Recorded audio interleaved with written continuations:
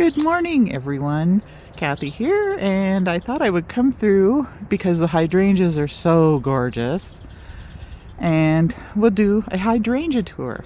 A lot of them are coming into their peak coloring, so I thought this would be a good time to show you what we've got. So, give you a little background here on where we're at. We're in Eastern Ontario, Canada. Located along the St. Lawrence River, and our growing zone is 5B here. So we are located also on the Canadian Shield. Now it's a geologic feature that takes a big chunk of Canada, but it mainly consists, briefly explaining, of a lot of rock and very little topsoil. So that being said, you can probably understand why I do some raised gardening, because I don't want to submit my husband to digging any more holes than necessary in our rocky soil. Plus, they use a lot of backfill here in this development. They just left it in the ground, so it's really hard to dig in. So anyway, well, let's get on with the hydrangeas. As you can see, I've got some beautiful limelight trees. We'll get to those in a second. Those are new this year, as well as my berry white hydrangea tree. Now, I did have a dogwood shrub in this corner that I decided we're going to dig out because the dogs kept chewing on it through the fence. So I thought, what can I put here that is not going to give them anything to chew on? So I thought, oh, we'll put it in a hydrangea tree. So I got the berry white because it's got beautiful coloring. It's one of the first to show color in the gardens, so that went in this year. A lot of you might say that's planted way too close to the deck, but reason being is I already had the hole from taking out the dogwood shrub, and I didn't want to submit my 70-year-old husband to digging into more rock over here so that I can move it out. So it's close, yes, but with some pruning along in here, it should be fine. Anyway, the colors are beautiful. These are Hardy zone 3 to 8, I believe. I left my little cheat sheet inside, but 3 to 8, I believe. And just gorgeous. I mean, look at that color. Just beautiful. Okay, so moving on. Now, I wanted some hydrangea trees here because we have this section of cedar hedges that we planted these back in 2018, and they have not grown as much as they should have. The rest of the hedge, as you can see, quite tall. So I thought, what can I put here to give us like maybe a little bit of privacy and some added interest until those shrubs grow up? And I decided we'll get some limelight trees. And again, not wanting to dig holes, we built these pressure treated boxes. Now, you might think, what do you do with these in the winter? Well, anytime you're planting something like a shrub or a tree in a container, you're going to want to make sure that they are hardy 2 zones below your own. And these trees are hardy down to zone 3. We're zone 5B. So they are going to be just fine in these boxes. These boxes are 3 by 3, and they're almost 2 feet tall. What we built them out of is pressure treated 2 by 12 by 12-foot long boards, which we cut into 3-foot sections. So we have, like, say, 2 of those here. So 2 12-foot boards here. We have 4x4s inside in the corners, which we screwed the boards to, and then we put 2x4 around the top to add some interest, give it a little decorative feature. And I talked to the folks at Proven Winners, and they said these should be absolutely fine and that I will be happy we built such big boxes for these. So we'll see how they do next year, but they should be great. So anyway, those are my limelight trees. They are also hardy, I believe 3 to zone 9 possibly. and they get quite large.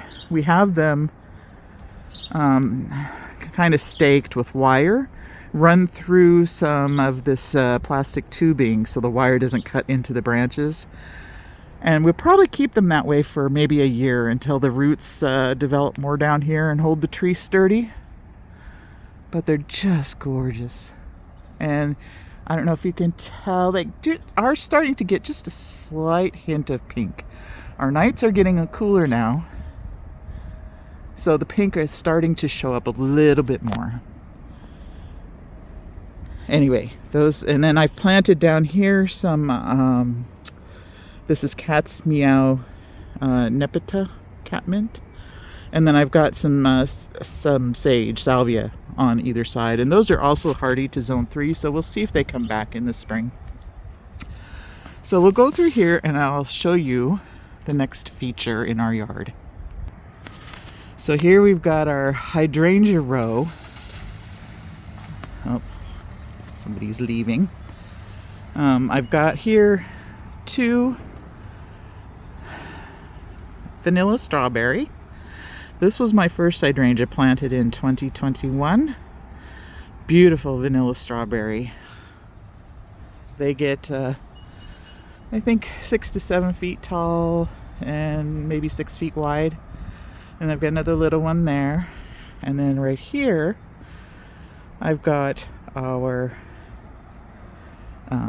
this is Berry White. And isn't he gorgeous? So Berry White gets 6 to 8 feet tall and wide. He was planted back in 2022. Right now he's about 4 feet tall. And this was planted at the same time. So I don't know why. We've got such differing growth rates on these two. But hopefully this little one will catch up. So that's my Hydrangea Row here. And aren't they just beautiful? All of these are hardy, really down to zone 3, so they do really well in our climate. And then if we come down here, we've got another Limelight. This is a shrub though, not a tree. And it was planted last year, so 2023. But it's looking cute, it's doing well. And then you can see it's kind of starting to get a little hints of pink. Right here next to it, we've got the Quickfire. Now you can see the difference in the blooms. Quickfire blooms are more open, whereas you've got the other panicles, which are like fully covered in florets. But they're just as beautiful. And this is the first one to show color, which is why it's called Quickfire. So pretty. And then we'll go over here to another raised bed. So here's my rose garden bed. We had this built in, let's see, the end of last year, or towards fall. And I planted these 2 little lime punch.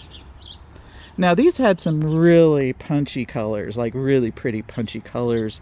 And then we got hit by a heat wave. And I think that affected the vividness, but they're still gorgeous.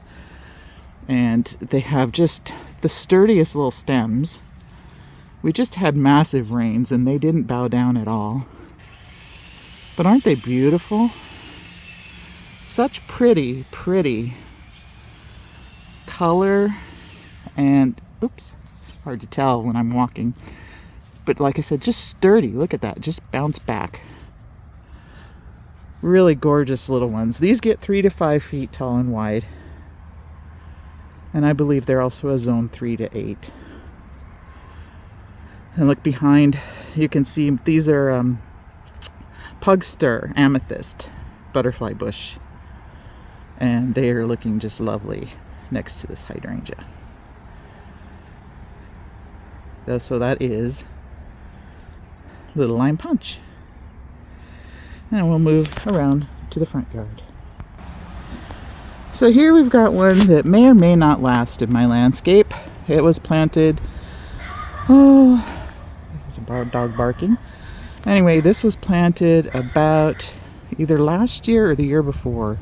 So possibly 2022, but 2023 for sure. And it's Strawberry Sundae. I'm not sure why, it just doesn't seem to be thriving here. It could be the lack of topsoil. It could be the fact that we're on a corner. And, sorry, I just got bit by a mosquito. And all the snow gets piled up around here in the winter from the snow plows. So maybe it's getting like too much road salt or something. Anyway, the Strawberry Sundae, and it's not doing wonderfully. But anyway, that's another one I have. And if we turn around to our other raised bed, this is my pink diamond hydrangea tree. And it's another one of the panicle hydrangeas they're more open, you know, mostly the fertile little flowers, which are the little ball-like looking flowers, and just a few of the florets. But it's really a pretty hydrangea tree. Again, I think this one's hardy zones 4 to 8 or 4 to 9, but really gorgeous. And I don't do anything special with these trees to protect them in the winter. Maybe a little mulch around the base, but nothing overly crazy. And they seem to do really well. So we'll walk around. You can see we've got our topiary Scots pine here, which is doing great. I've got a little dwarf mugo pines in here that are very pretty, echinacea. And we come around here, and tucked away, not looking very great, I've got a Let's Dance Sky View in here, which is sending up new growth right now because I trimmed off most of the flower heads. So we'll see how that does. This might be too sunny of a spot here for it though, I'm thinking. But we'll see how it does next year when it comes back. This one I transplanted. It was in front of the window, but it was getting so huge that we dug it up this last weekend and moved it into this garden. And you can see that's how big it was getting. I left this one on. It'll probably come off here soon. I'm going to prune all this back to give the roots a good chance to get established here. But I'm not sure what kind this was. This was one of the first ones I planted, and I never kept the tag. But it's gorgeous. I mean, look at this coloring, and this panicle is massive. So huge. Anyway, so that's one of my unknowns. I have another one over here I'll show you, but anyway, beautiful, beautiful hydrangea. I'm just like, I'm like hydrangea crazy, you know? Over here, just to show you what's in our ground, this I had saved from when they did the raised garden up above here, the rose garden. I said, save me some rocks.